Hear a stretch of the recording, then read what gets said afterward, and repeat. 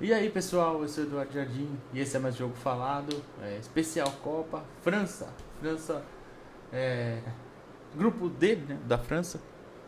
E a Copa tá perto da Copa começar.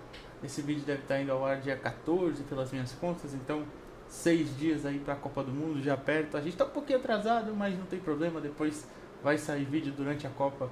A gente tenta fazer durante mesmo depois de estrear, enfim, o que der. Hoje falar da França, né, atual campeã mundial, né, vai em busca do tri, como a gente até colocou aí na thumb, vai em busca do seu tricampeonato.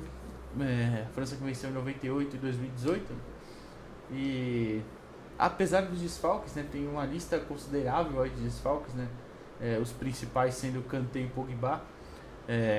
Tem um elenco muito forte ainda, muito forte mesmo, principalmente se você for olhar a linha de defesa o trio de ataque não, né? O trio da frente. Né? O meio talvez fique devendo um pouquinho, principalmente pela lesão dos dois, né? Mas quando você olha para uma defesa que tem Koundé, Varane, é, Lucas Hernandes, Upamecano, Kimpembe ainda, né, como opções, enfim, é uma defesa muito forte. E a dupla, o combo ali, né? Mbappé e Benzema, mais Giroud não, Giroud é reserva, né? Mais o Griezmann ali, é uma combinação muito poderosa ofensivamente falando, né? A convocação deve estar passando aí para vocês, né? O Didier Deschamps resolveu deixar um de fora. A gente não sabe por que convocou só 25, poderia levar 26, né? Então, uma surpresa, mas enfim, tem muitas opções ainda, como eu falei. A França que teve um ciclo, foi campeã da Nations, né, de 2020, né? Nations de 2020 foi campeã. Na Euro foi eliminada para a Suíça nas oitavas de final. Na última Nations teve um desempenho péssimo, muito ruim mesmo, que foi eliminado na fase de grupos, né? E quase rebaixado, inclusive, ficou um ponto só acima da Áustria. Foi Croácia, Dinamarca, França e Áustria, né? E um ponto de cair de divisão, mas enfim, ainda é favorita. Apesar de tudo isso, é favorita. É para ver como o time é forte, né? Eu considerava antes das lesões Brasil, França e Argentina. Perdão, França primeiro, Brasil, depois Argentina. Com as lesões da França, eu acho que Brasil e Argentina sobem para frente e a França fica em terceiro, mas ainda é uma das minhas favoritas é, a vencer esse título. Né? Tem realmente um elenco muito bom, né? E certamente tá ali em cima. Nas eliminatórias teve um grupo fácil, passou em primeiro, invicta, classificou tranquilamente para a Copa ali com seus 18 pontos. Venceu 5 vezes, empatou 3. O grupo tinha Ucrânia, Finlândia, é, Cazaquistão e Bósnia. Passou ali tranquilamente, né? Foi um caminho tranquilo, um caminho fácil, né, de se passar. A Ucrânia também se classificou, né, para a repescagem invicta, mas empatando muito, empatou 6 dos 8 jogos, venceu 2. E a França não, né, venceu mais, claro, e com uma certa tranquilidade, até passando algumas dificuldades, principalmente na partida contra uma das partidas contra a Ucrânia, que não deveria passar, né? Mas enfim, ainda classificou tranquilo. E em que pese o trabalho do Deschamps ser muito criticado, né, muito questionado também, porque como a gente já falou, o elenco que tem, vocês viram a convocação aí, e eu ainda nem citei os que foram convocados, Camavinga, Dembélé na frente, o Manhã ficou fora também por lesão, né, acabei esquecendo de citar. Tem muitas alternativas, muitas peças para inclusive variar o estilo de jogo dos jogadores que pode colocar em campo, né? Seja para o meio, para frente, para a defesa.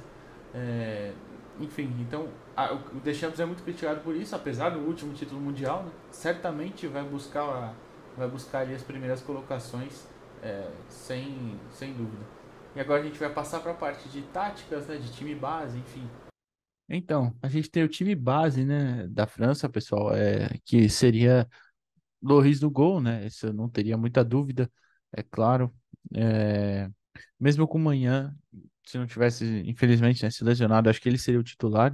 O trio de zaga que costumeiramente joga Koundé, Varane e Lucas Hernandes, né? O Koundé pela direita, o Hernandes pela esquerda e o Varane na sobra, né? Na direita a gente tem o Pavard ou o Coman, né, como alternativa. O Coman é aquele cara que, por ele ser um atacante de origem, né, mas na seleção ele joga muito como ala mesmo.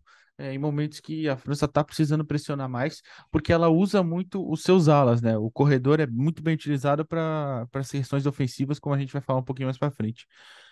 Pelo lado esquerdo é um ala costumeiramente também mais ofensivo, que é o Theo Hernandes, né? Tem muito essa capacidade de chegar na frente, tem físico e muita técnica para isso, né? No Milan ele é um dos principais jogadores e fazendo esse papel.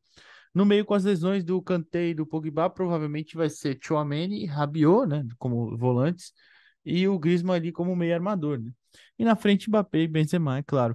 Esse trio de frente talvez seja um dos mais talentosos, né, da Copa do Mundo, porque a capacidade que o Mbappé tem de atacar os espaços e acelerar, né, de uma forma como poucos no futebol mundial fazem, é um perigo muito grande para os adversários, na finalização dele também complementa essas características.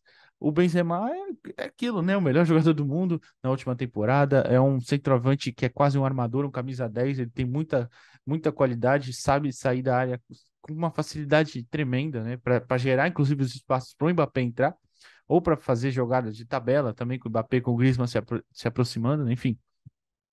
E o Griezmann é esse cara que por mais que nas últimas temporadas ele não tenha ido tão bem em clubes, né, no Atlético de Madrid, no Barcelona, na seleção ele entrega mais normalmente. É um cara que é o armador de ditar o ritmo, né, dessa equipe. É importante essa opção de. Na última Copa o Deschamps não usou, né? Mas nesse ciclo, principalmente no último ano aí, veio utilizando mais esses três zagueiros, né? E é uma zaga interessante porque é muito técnica. As opções de banco também são muito técnicas. Saliba, Upamecano, Kimpembe, enfim, são alternativas de muita qualidade também. Uma zaga muito técnica, muito física, que consegue recuperar muito bem espaços, que só tá numa questão de se entender. Precisa se entender um pouquinho melhor na questão de se alinhar e fazer, por exemplo, a linha de impedimento, muitas vezes a França erra.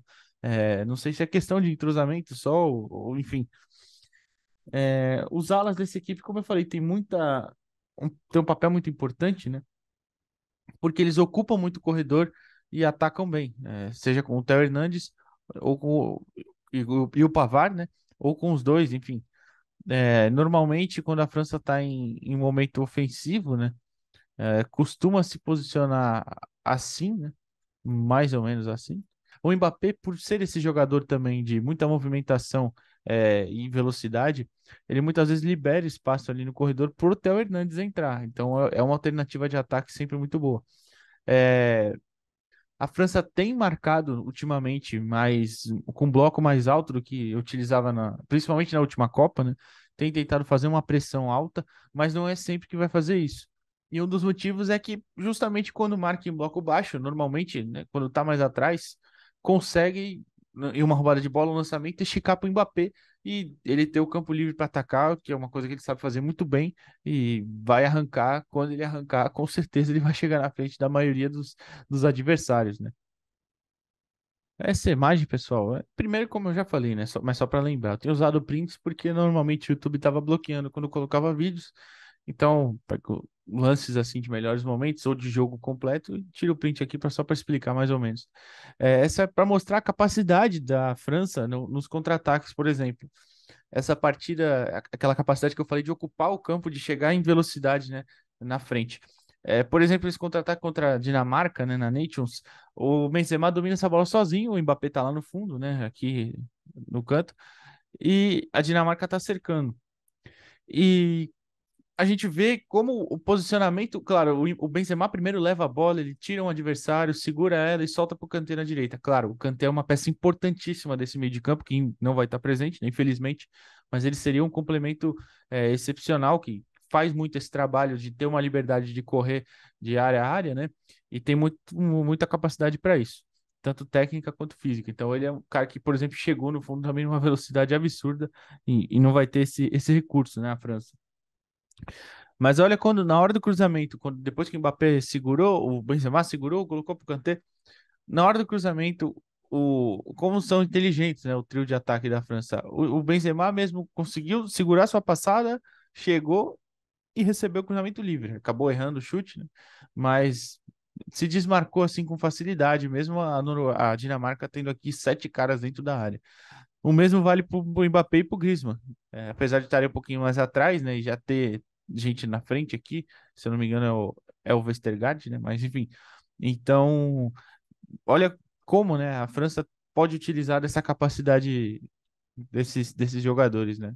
Aqui é para exemplificar a importância do ala, né? Nessa partida jogou o Jonathan Klaus, né? Que não foi convocado, também era uma boa alternativa de um ala até mais equilibrado entre Pavard e Coman. Era ele o mais equilibrado em relação ao ataque e defesa, mas enfim, não foi convocado para a Copa. Nessa partida contra a Áustria, né? Uma jogada que começou com o Mendy, era o ala esquerdo, que também não foi para a Copa, mas começou com ele já estava um pouquinho mais para frente também. O Mbappé coloca para o Griezmann e o Griezmann depois até tira o zagueiro e o Klaus chega batendo. Mas olha como ele chega ali livre no canto, né, direito, né? E aparecendo bem junto com o trio. Tá o trio aqui na frente só, o Griezmann, o Benzema e o Mbappé. E o Klaus chega lá sozinho ajudando a atacar. Utilizando muito bem o corredor. Essa é a importância dos alas nesse time francês. Expectativas finais, né? Expectativas finais claro, não tem como deixar de falar que é favorita ao título. Eu já falei, na minha opinião, é favorita ao título e acho que é de todo mundo é favorita para passar em primeiro no grupo, né? Em que pese que a Dinamarca venha jogando um futebol legal, mesmo assim a França ainda é melhor e a Tunísia também tem um time ali um pouco competitivo, mas muito abaixo de França e de Dinamarca também, né? Principalmente da França. E a Austrália nem se fala, com todo respeito, até falei no vídeo da Austrália que ainda vai sair. A Austrália é um dos piores times dessa Copa, tecnicamente é muito fraca e me surpreenderia demais, calaria muito a minha boca se conseguisse segurar a França. Mas eu acho que a equipe para chegar na final, para bater campeã, tem tudo para isso. Claro, tirando os adversários da frente, é uma equipe muito qualificada, experiente.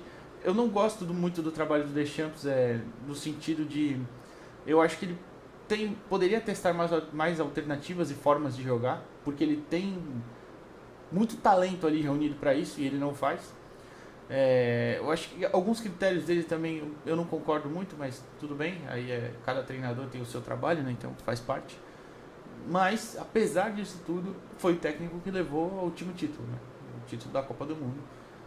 E tem um elenco muito forte, como eu já citei várias vezes. Tem um jogador que é sensacional, o Benzema não esteve na última Copa, né, e vai estar nessa. Todas aquelas questões extra-campo dele.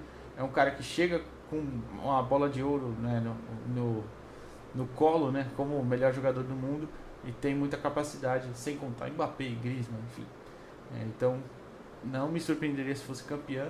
Se ficasse ali, acho que antes das quartas de final, pode ser considerado um fracasso completo. Fechou? É isso, pessoal. Se você puder dar o like, comentar, se inscrever, enfim, já sabe. Valeu!